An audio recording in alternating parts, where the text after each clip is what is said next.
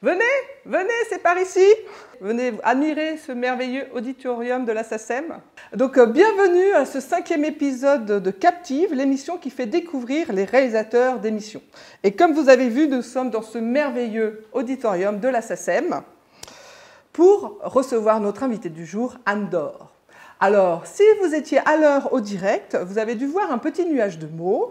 Il y avait une petite question qui était posée, c'est quels métiers sont représentés à la SACEM? Donc je vais regarder si vous avez répondu, si vous étiez nombreux à ce live et que vous avez répondu plein de choses. Bravo, je pense que vous êtes dans le mille. Il y avait musiciens, réalisateurs, je pense que vous connaissez un petit peu la SACEM. Nous allons l'évoquer en direct dans la deuxième partie de cette émission. Nous sommes aujourd'hui avec Anne Dore qui est réalisatrice de flux, notamment sur Fort Boyard et Dance Machine, dans les plus grosses émissions qu'on connaît. Bonjour, je m'appelle Anne Dore, donc je suis autrice, réalisatrice, mais Fort Boyard, Dance Machine, c'est un petit peu du passé pour moi. Je réalise aujourd'hui toujours des émissions de flux, mais je réalise aussi des documentaires. Je suis autrice de livres, je fais des clips, et ici je suis en tant que membre du conseil d'administration de la SACEM, je représente le collège des auteurs-réalisateurs. Eh bien, j'ai envie de dire merci beaucoup, merci Anne, à toi pour cette présentation. Merci à toi pour l'invitation. Et tu sais, j'aime bien envoyer des petits génériques, donc je vais envoyer mon petit générique habituel. C'est parti, mon kiki. Donc, admirez cette magnifique vue que vous avez de l'auditorium de la SACEM. Et oui, nous sommes ici, nous sommes en position pour l'interview SACEM.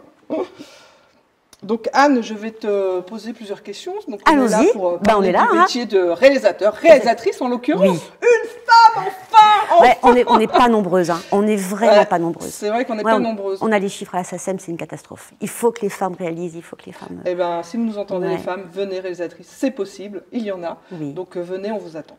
Sans prendre la place des hommes, on partage. Non, voilà, il y a de la place pour tout le monde. Ouais, on partage. Eh ben, du coup, est-ce que tu peux nous dire ton parcours, comment tu as fait pour devenir réalisatrice ? Devenir réalisatrice, alors ça c'est un peu compliqué. Moi d'abord je suis une amoureuse de la musique, ça c'est la première chose. Une amoureuse de la musique, une amoureuse des images, une amoureuse des histoires. Donc voilà, j'ai démarré comme beaucoup de monde script. J'ai eu la chance de démarrer aux grandes années de Canal+. Et je ne sais pas pourquoi, en fait, on est venu me chercher. J'ai eu cette chance-là qu'on me propose d'être réalisatrice. Donc à 26 ans, j'ai commencé par des jeux pour enfants. Un jeu peut-être où les plus anciens vont se rappeler, qui s'appelait En route pour l'aventure, qui était sur la 5. Et puis très très vite, il y a eu plein d'émissions. J'ai fait Dance Machine, effectivement, qui a été vraiment un gros événement. Facile à chanter aussi, pendant très longtemps, avec Pascal Brunner. C'est un métier quand même où on nous tend la main. C'est vrai qu'en fait, on fait des choses, ça se voit, on a peut-être une certaine énergie, ça va plaire à certains. Je pense qu'en tout cas, pour M6, c'est ça, quand ils sont venus me chercher, c'est que j'étais script avant chez eux. Et puis, ils ont vu que j'étais capable de gérer des gros directs. Donc, voilà, ils ont vu que tu avais toutes les compétences nécessaires à la réalisation d'un direct. Voilà. D'ailleurs, on va parler de ces fabuleuses émissions qu'on fait quand même, qui sont des grosses machines. Hein. Donc on va peut-être rebondir d'ailleurs sur Dance Machine, parce que c'est une grosse organisation. Comment ça fonctionne pour organiser tout ça ? À Dance Machine, par exemple. Par exemple. Alors Dance Machine, il faut déjà se rappeler, c'était une émission de dance qui se passait à Paris-Bercy, l'Arena Bercy qu'on appelle aujourd'hui. Donc 17 000 personnes, il y avait 11 caméras. Cette émission, elle avait une particularité, c'est qu'en fait c'était le summum, j'allais dire, enfin le summum, la grosse fête par rapport à une émission hebdomadaire qui s'appelait Hit Machine. Donc on était l'émission, une fois par trimestre, on allait là-bas. On avait des équipes de régie qui géraient tout ça parce que c'est vraiment énorme. En fait, moi, ce qui me concernait, c'est que je recevais une liste d'artistes de la part du producteur, et on imaginait, j'ai essayé de créer un univers de dance avec les conditions qu'on me donnait, et j'ai tout imaginé, voilà, cet univers, et je le créais. Mais c'était assez impressionnant parce qu'il y avait des artifices.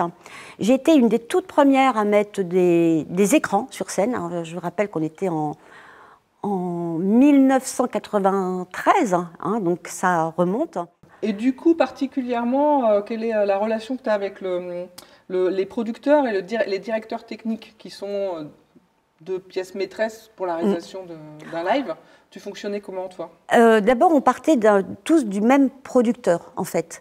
Donc, c'était François Vincent et Philippe Stolz, en fait, juste à côté de lui. Donc, on partait d'eux.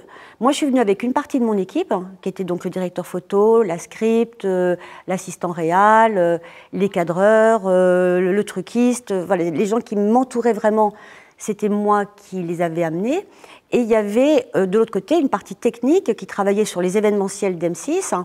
Et ces personnes-là étaient dirigées par un directeur technique que j'ai connu pour l'occasion et avec qui j'ai fait plein de choses encore après, qui s'appelle Yvon Roverche. Et c'était très, très sympa. Et est-ce que avec les nouvelles technologies, au cours de ta carrière, tu as appliqué des nouvelles technologies ou c'est plutôt le côté artistique qui a amené des recherches technologiques pour la réalisation? Enfin, ouais. Est-ce que tu as des exemples? Oui, oui, bien sûr, mais il y a chaque émission, je pense, à sa part d'apport technique.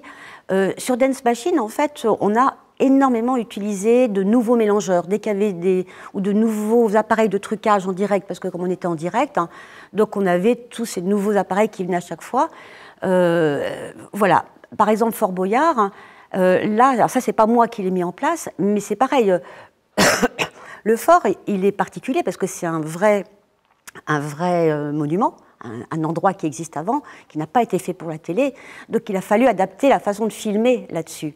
Et par exemple, sur le fort, il y a une originalité, c'est qu'il y a 2 équipes de caméras. Il y en a une qui tourne et une qui va s'installer. Et après, on switch. Donc, il faut avoir cette habitude, en fait, de switcher, de passer d'une équipe à une autre. Et du coup, dans notre métier, est-ce que tu as vu des évolutions du métier? Est-ce qu'on avait peut-être plus de... toi, quand tu as commencé Dance Machine, tu avais plus de liberté que maintenant? J'avais une liberté absolue, absolue. Je me souviens avec le réalisateur d'habillage, on était dans les couloirs d'M6 à faire nos petits découpages, à faire nos petits trucages, parce qu'il y en a qu'on faisait manuellement et d'autres qu'on faisait de façon numérique. Il n'y avait personne, on travaillait jusqu'à des 3h, 4h du matin. J'avais l'impression d'être un peu dans une école, quoi. C'était très chouette.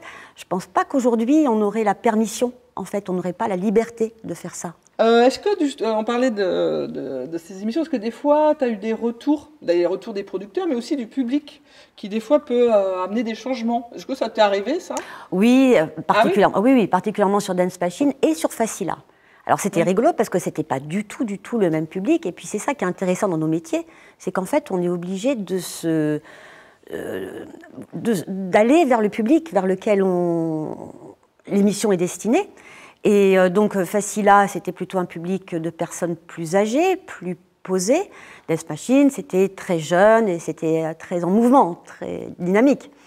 Et souvent je recevais des lettres, parce qu'à l'époque il n'y avait pas encore tous ces mails, etc. Donc je recevais des lettres avec des propositions de logos, de choses comme ça, ou des choses qu'on échangeait avec Pascal Brunner sur Facila. Oui, on avait beaucoup de courriers. Ouais. Est-ce que tu aurais des conseils à donner aux nouveaux réalisateurs qui arrivent? Les premiers conseils, d'abord, c'est l'amour de ce métier. Mais ça, je pense que c'est un conseil un peu bateau, parce que si on le fait, c'est qu'on aime ce métier. Ensuite, le deuxième conseil que j'aurais envie de donner, c'est d'être positif. C'est pas facile, notre métier n'est pas facile tous les jours. Malgré ces difficultés, j'ai envie de dire, restons positifs. Parce que l'énergie qu'un réalisateur ressent, c'est ce qu'il va transmettre à tout le monde. Et c'est ça qui est primordial. On est un peu quand même un pivot. Et tout va tourner, enfin la technique, en tout cas les techniciens, vont tourner autour de cette énergie-là. Et donc, elle est très, très importante. L'énergie qu'on va dégager, elle est fondamentale. Nous allons passer à une autre séquence, messieurs, dames. Ça va être la séquence questions. Un petit jingle comme je les aime.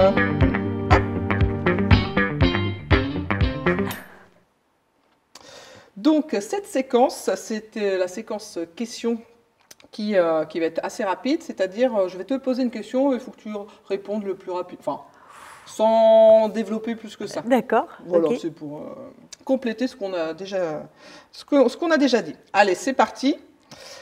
Si tu étais l'invité de ton propre talk show, quelle question te poserais-tu?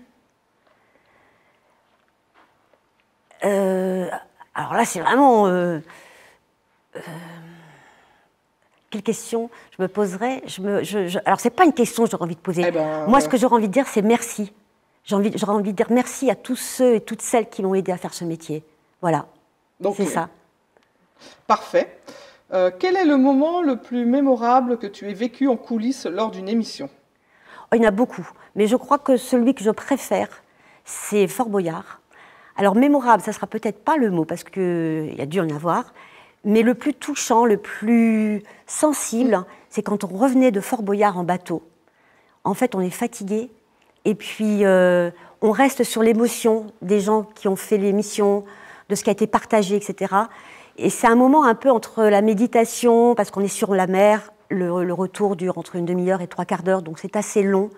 Et j'adorais me remémorer ces moments forts que j'avais vécus, aussi bien avec les invités qu'avec mes techniciens. J'adore, franchement, j'adore quand les techniciens proposent des belles choses. Ça, c'est quelque chose qui me fait vibrer, vraiment. Comment gères-tu les moments tendus ou les échanges houleux entre invités pendant l'émission?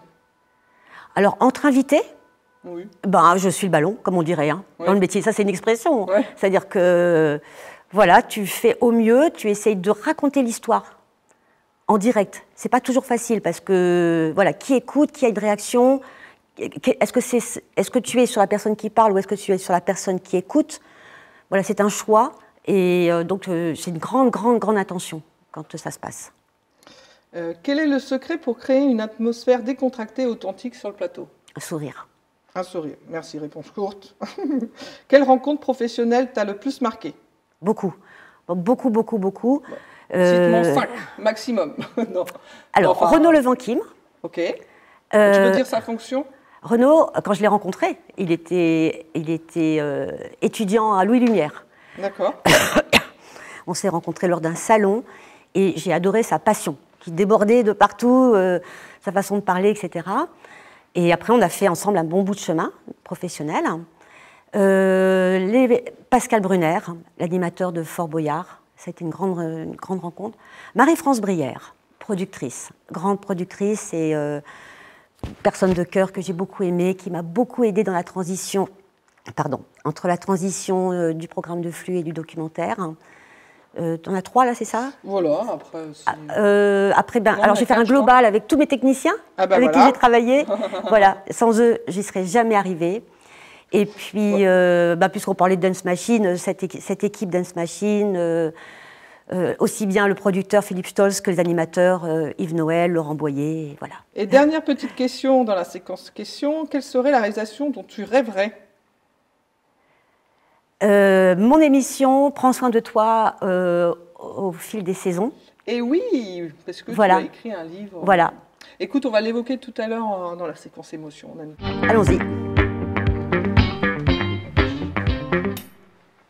Donc on va montrer on va en profiter, comme on passe dans la séquence SACEM, le chouette auditorium de la SACEM. Ouais.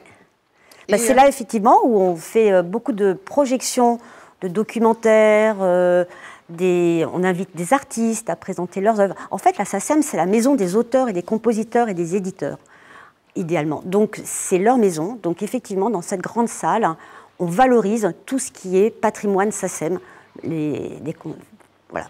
Donc, est-ce que tu peux nous raconter un petit peu la structure et l'organisation de la SACEM? Alors, la SACEM, c'est une OGC, une organisation de gestion collective, qui gère les droits d'auteur, des compositeurs et des éditeurs. Donc, on est vraiment dans la musique ici. Et puis, donc, elle a été créée en 1851, donc il y a très longtemps.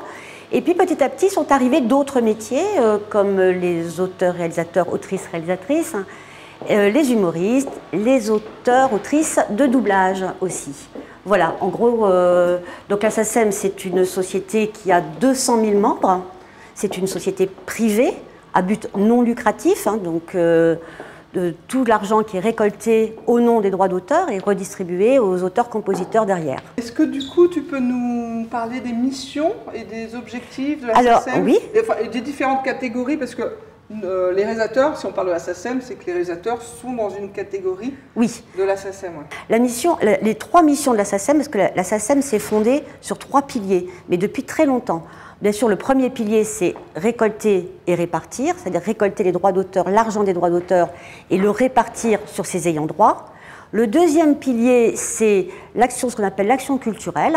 Et le troisième pilier, c'est l'action sociale. En fait, il n'y a pas que l'argent qui compte ici, l'humain est essentiel aussi, et on va tout faire pour que l'humain, cet auteur, ce compositeur ou cet éditeur, soit aidé dans son travail.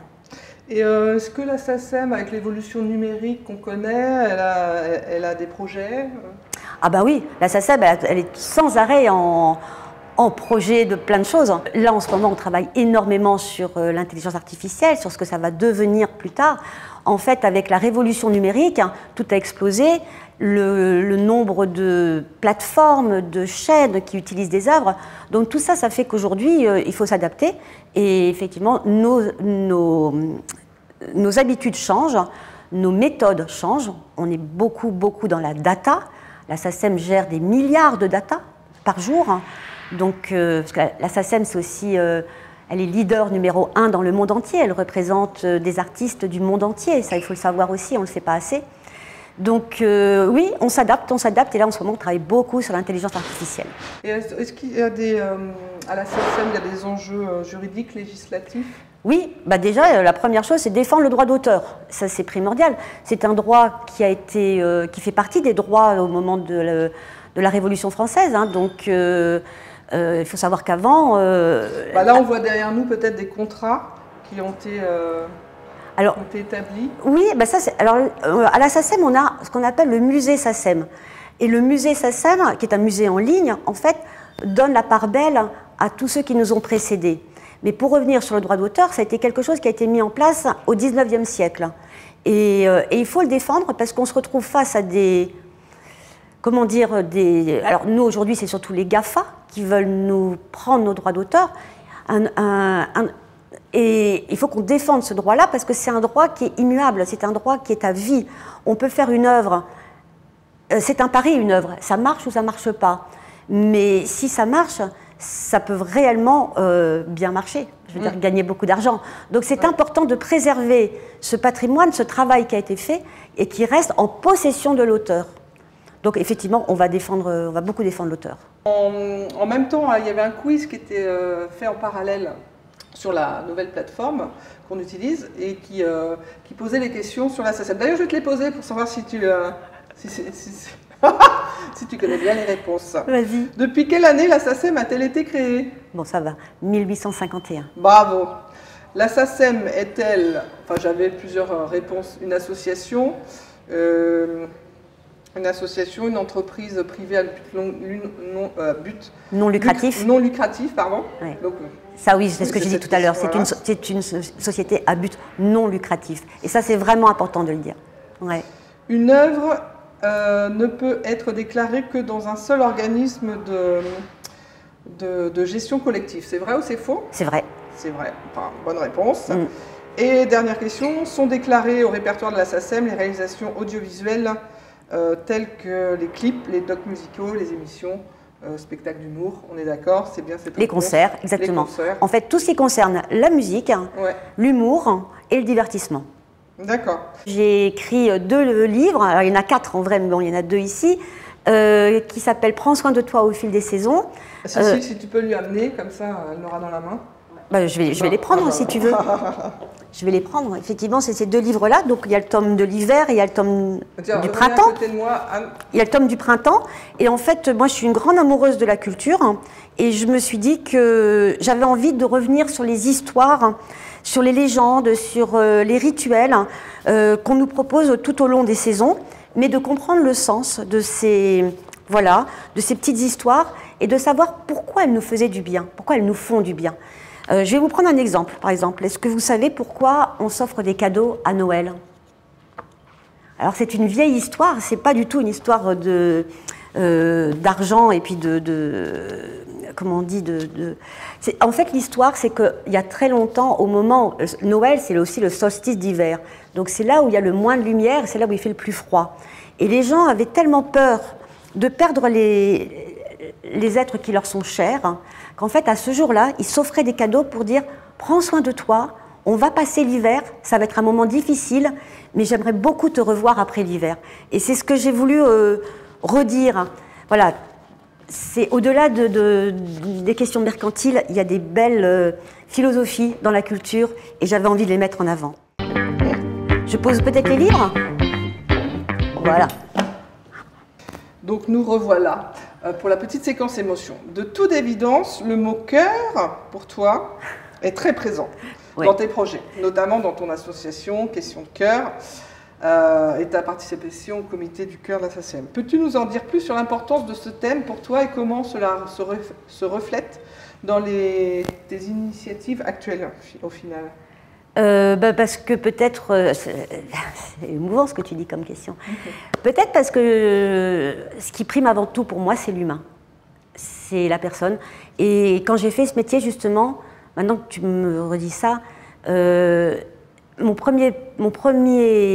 première envie c'est de donner du bonheur aux gens, c'est de faire en sorte que les gens découvrent quelque chose, ça leur ouvre leur cœur et leur esprit. Je suis persuadée que la culture sert à ça, à ouvrir son cœur et son esprit et à nous rendre plus humains et à participer au vivre ensemble. Voilà, ça c'est la première chose. Le comité du cœur, peut-être parce que les gens ne savent pas trop ce que c'est. Oui, vas-y, je te laisse expliquer. Le comité du cœur, c'est une association qui est à la SACEM, mais qui n'est pas dans la SACEM, qui est à côté. Et ce sont justement des gens comme Maurice Chevalier, il y a très longtemps, qui se sont dit « il faut aider ceux qui passent des moments difficiles ». Dans nos métiers, on a toujours un cap, un moment difficile où on tombe et où on a des droits, enfin, nos droits s'arrêtent. Alors, il a créé cette association de façon à ce que chaque adhérent au comité du cœur donne une partie de ses droits d'auteur, ce qui est 0,5% de ses droits d'auteur. En d'autres termes, si on gagne 1 000 € de droits SACEM, on donne 5 € au comité du cœur qui vont aller pour aider d'autres qui passent des moments difficiles. Voilà. Et ça me touche, ça. Ah bah ça me touche beaucoup. C'était la séquence émotion. Eh bien, merci beaucoup Anne pour toute cette énergie que tu nous as dévoilée, ce partage. Franchement, je te remercie. Et enfin, une femme réalisatrice, enfin on l'a évoqué au début, donc c'est chouette de voir que elles sont toujours à ces postes quand même, et j'espère qu'elles vont venir plus nombreuses. Oui, j'espère aussi. Si jamais il y a des gens qui ont envie de poser des questions, je serai là pour y répondre, il n'y a pas de problème. Voilà. Tu étais parfaite. Merci beaucoup Anne, et ciao ciao, on se retrouve j'espère prochainement pour un 6e épisode. Au revoir. Je ne sais pas sur quelle caméra, mais... Là-bas, celle de Cécile, voilà.